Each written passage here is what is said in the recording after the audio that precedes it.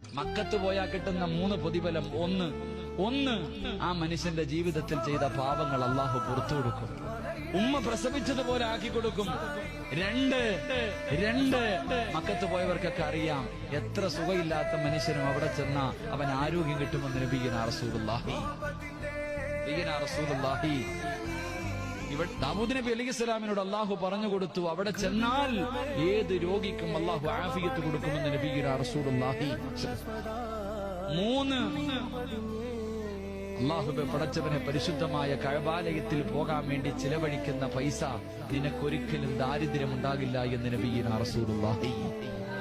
മുടക്കി എന്ന് പറഞ്ഞിട്ട് നീ ഇവനെ പേടിക്കണ്ട. അള്ളാഹുവിന്റെ കഅബാലയത്തിൽ പോകാൻ പൈസ മുടക്കിയിട്ടുണ്ടെങ്കിൽ നീ പേടിക്കണ്ട.